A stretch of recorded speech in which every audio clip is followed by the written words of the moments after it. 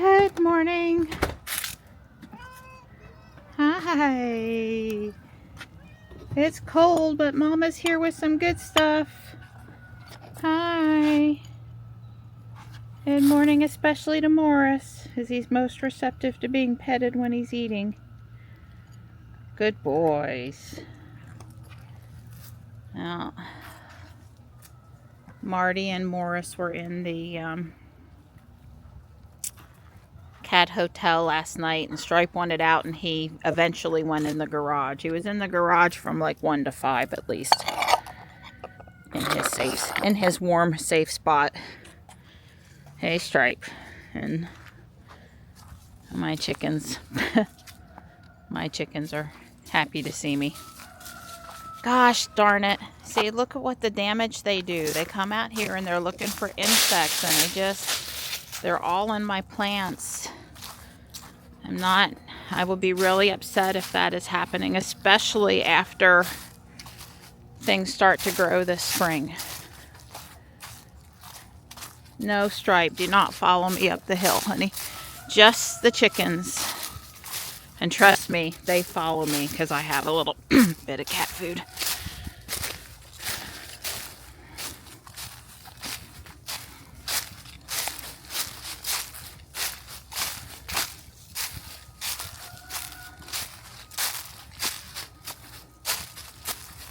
Oh, that's good exercise first thing in the morning, right?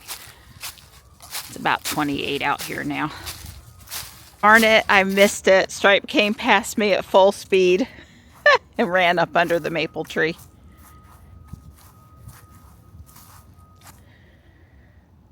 Trying to exercise him.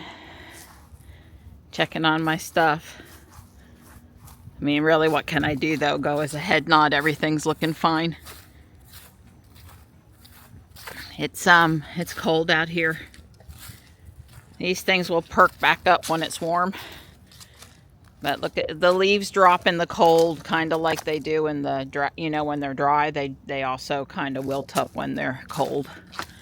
Wow, even my hellebores is really laid over. Poor babies. Nothing I can do about it. I mean, everything here that I've planted, except for that angel trumpet vine, should be good down to 15 degrees. Give or take, Oh, and the angel trumpet pine is insulated as best as I can and in a sunny spot. Plus, we're getting back above freezing every day. I only get worried when we have really cold nights and we don't get back above freezing. So this cold snap, albeit a long one, is not the most concerning. Hi, boys. Hi. Yeah, this ice is getting serious.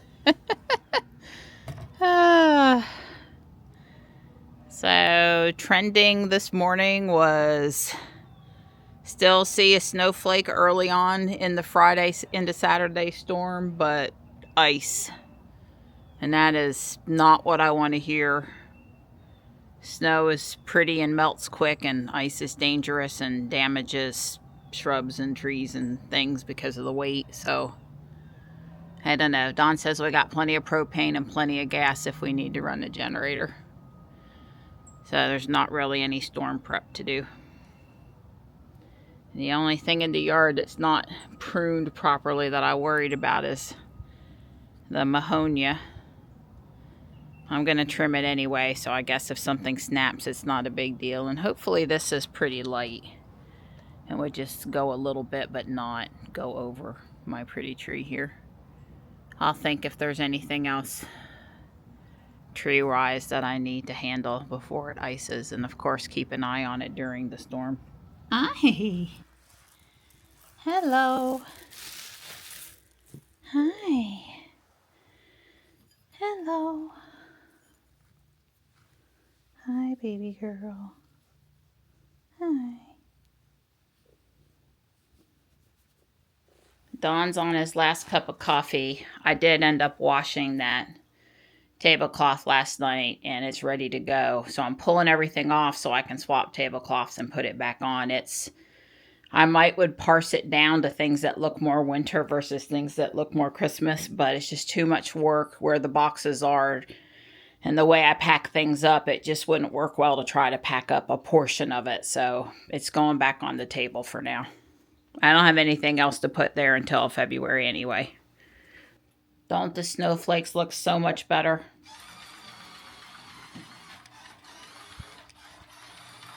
And there's the Orient Express. I knew the engine and the coal tender were going to go around just fine. Let me go get one of the cars.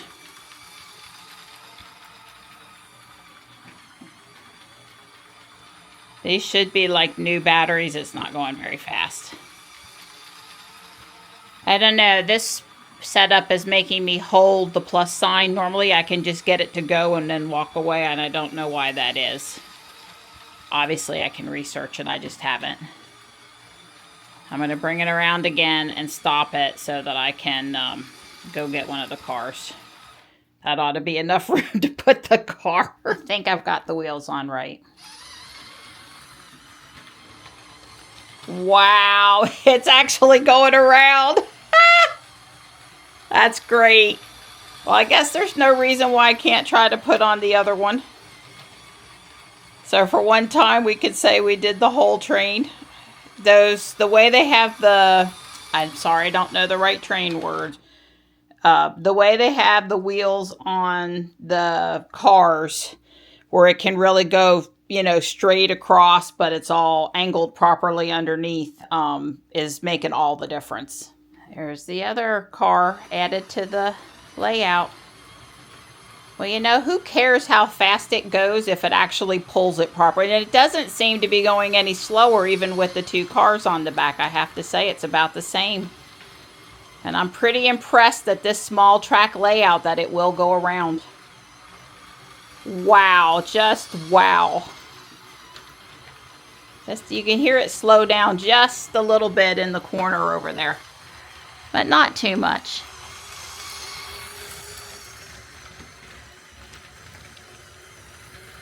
Wow. Impressive. Kitten, she's got her village stuff all here in the kitchen, so she can do the table with her train, which is running really good.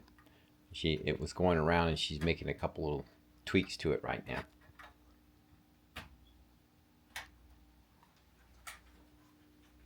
I'm trying to make a cup of coffee.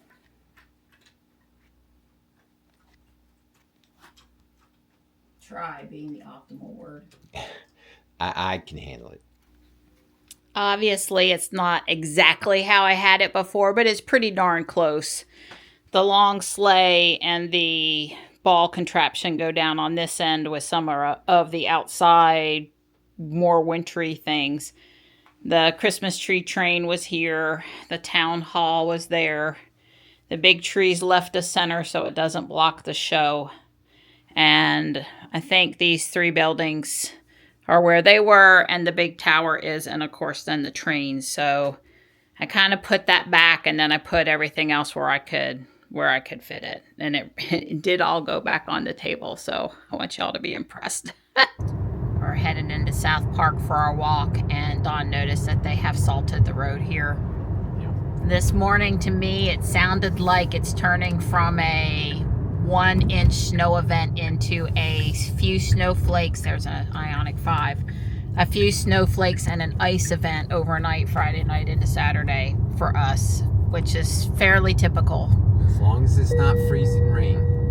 Well, that's what they're saying. Freezing rain. Snow turning into freezing rain overnight Friday. That's, we won't be going anywhere Saturday. We won't be going anywhere. Well, the freezing rain causes power outages. Yep, and it breaks limbs on my pretty plants, and it's not good.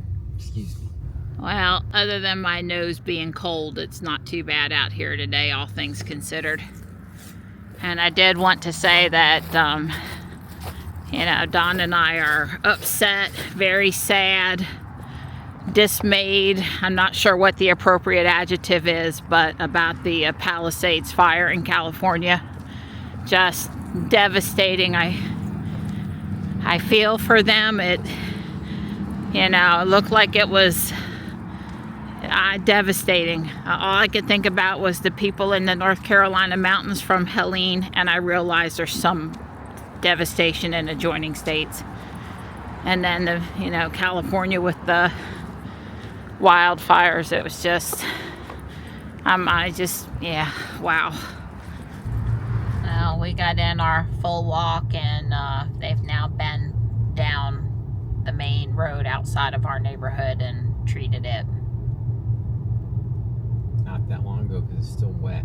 The very last thing I read was a 1:30 p.m. update. It's 2 now, from the guy in Charlotte, and he said basically the watch is from 3 p.m. Friday until 8 p.m. Saturday, and because we've been so cold, you can absolutely expect road issues, and it doesn't matter whether you get 1 inch or 3 inches or 4 inches, the roads are going to be bad, and you're not going to want to go anywhere during the storm. And I couldn't agree more. And we should still be able to deposit Johnny down at the school and get back home. The storm will start in Charlotte, and we should be out of there before there are any issues. So Don's just trying not to get that crap on Jules. It's tough here in the shade where it hasn't dried. So basically I had to straighten the inner tubes because the tires were ridden with the low pressure. But that only took a bit, and then pumped up the tires. I futzed with the brakes a little bit. You can use a bit more than adjusting, but I was going to go see how you center them. But I was going to have Johnny ride them before that to see. The red bike is newer. They're very similar technology-wise, capabilities, but the red bike just seems to be a little newer. Sure. So Don's out here looking at the bikes we hauled home the other day. Johnny's going to try to decide which one of these two he likes better, and then go from there. It's sunny and it's not windy right now. It is still cold, but Don and Johnny now are out here to look at the bikes. I am making that meatball soup. Meatballs browned a little bit in some bacon grease, and I'm gonna plop them in the oven and finish baking them now. Ooh, there you go, Donnie. Yeah, that looks really good. You didn't get too cold outside though. No, just my hands. Just your hands. Just my hands. Okay, well, thanks for doing that for us. Sweet pea. And there's the rest of the soup, and I need to turn this off. I washed the cast iron skillet, got it ready to go for next time, and we can turn on the fan and turn that off now. It's not too much. You gotta melt the bacon grease back on it a little bit to dry it off so it doesn't rust. So I used Mary Ann's little label maker and made me a sticker to put on the gas that I bought. It's got fuel preservative in it, and I usually let it go. This'll hopefully won't use it, and I end up pouring it in the GMC probably in June or July. So basically I let it, even though it's supposed to be good for 2 years, 6 months. I tend to buy the gas every 6 months, and I store it out here in the plastic yard hamper out at the carport. Possible I'll bring Tux in tonight and crate him, but not before 11 or midnight. And I put double towels on top to close off the vent at the back and hold the heat in a little better. Don put bisqueen up on that back side of the CAD hotel to keep the wind from coming through. I put the quilt over top to insulate it, and I put a cardboard block. That's also important for if we have snow, so I have a dryish place to feed the kitties. Thank God Morris went back in there. I was so worried we would run him off and he wouldn't come back in there. This weather is making me upset. Hi, you. It honestly would probably be a little warmer for Morris if he would come up and get in one of these dog houses. They're both on with heating pads, and we've put up the yearly winter wind block that we used to do for Panther. This will probably stay up till the 1st of March now. It's stapled onto the rail. Same with the bisqueen. The towel, the quilt, probably the towels on Tux's doghouse, I probably changed them out as needed. So stressful. I should have enough time for bag 6, so I'm going to get in a few minutes of Lego. So I finished with the stairs and started this little opening here for the front. The next bag, which I think is 7, is in dark green and builds the little piece that goes here.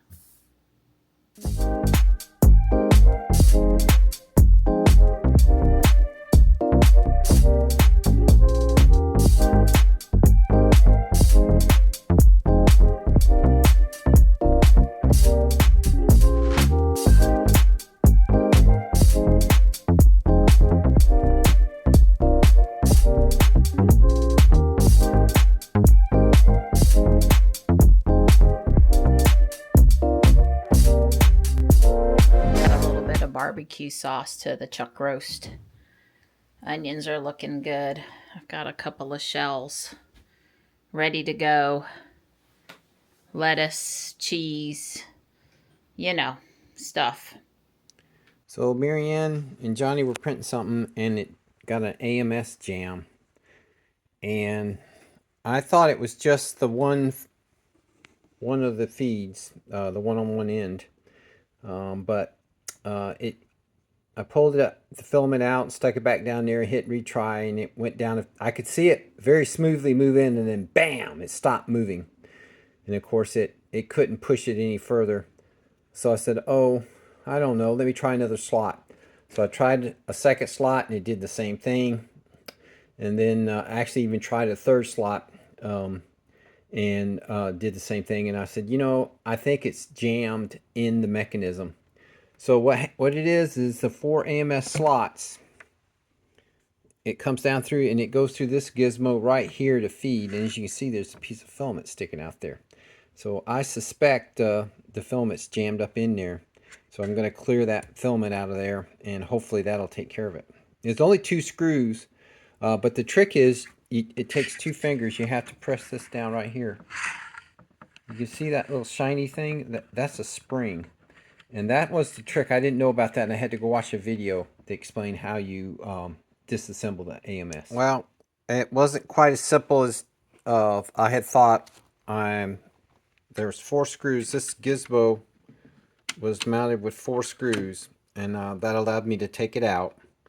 And then this is the underside. You can't see this. This is the top that we were looking at earlier, and this is the underside. And there's a little plate.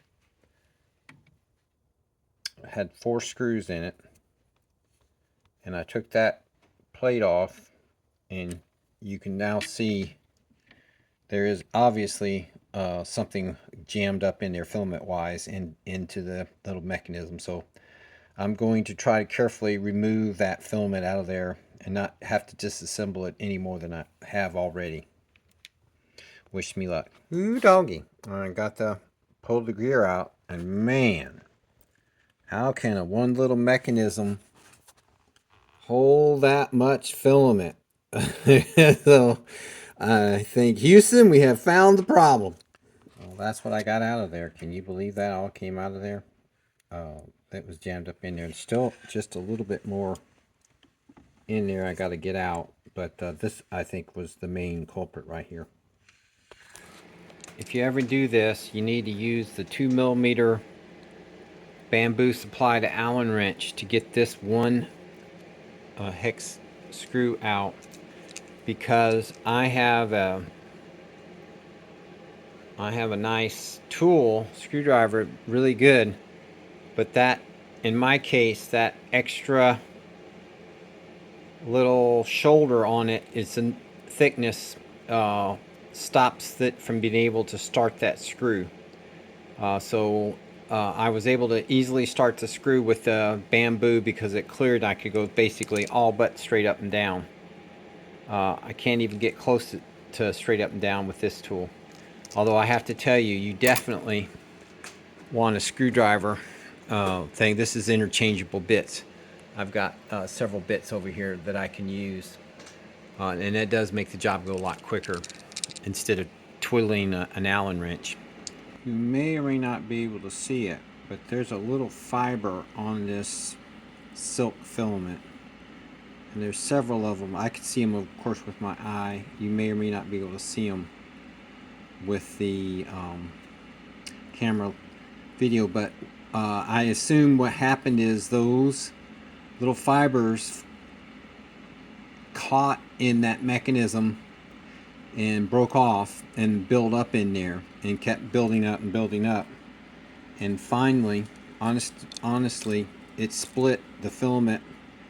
It was pulling it so hard or whatever, it split it, and you can see it really boogered up the filament, and one of those shards eventually, like that, thick enough, peeled back and wedged up in there, and that's what my hypothesis is with that caused the problem. So it's possible the silk filament is getting old, and when it gets old and it's kind of cold in the garage and maybe under cold things, it's not flexible, I don't know, and it's splintering, and those splinters are catching.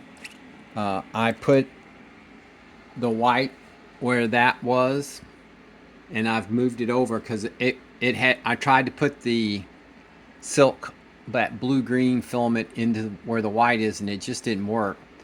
And I moved it over, swapped it with the white here after putting the mechanism, and it seems to be working. So we'll see. I'll have Marianne send a print here.